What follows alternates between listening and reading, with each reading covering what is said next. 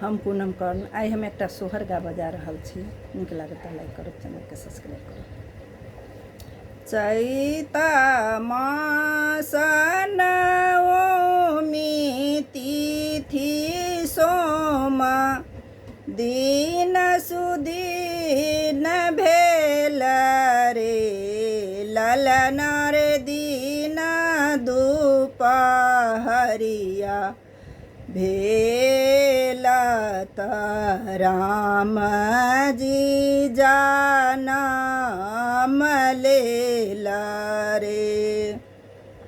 चैत मास नवमी तिथि सोम दिन सुदीन भेल रे, ललन रे दिन दुपहरिया भेल त राम जी जनम लेल रे। अवध में बाजे बधाइया की दशरथ मगन भेल रे, ललन रे कौशल्या जी गोदिया खेलावत मन हरषित भेल रे, ललन रे कौशल्या जी गोदिया खेलावत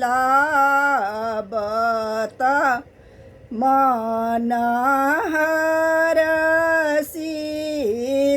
भेल रे। सखी सब मंगल गावत जियहु लसावत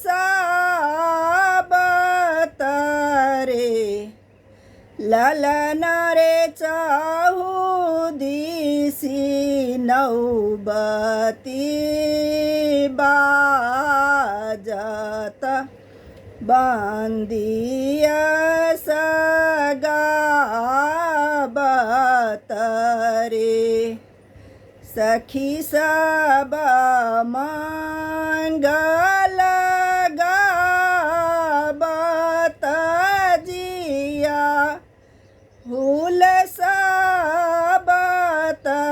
रे, ललन रे चाहु दिसि नौबती बाजत बंदिया सगावत रे। सूरदास सोहर गावोला गाबी का सुनावोल रे, ललन रे सुर मुनि फूल बरसावत जय जय सुनावत रे, ललन रे सुर मुनि फूल बरसावत जय जय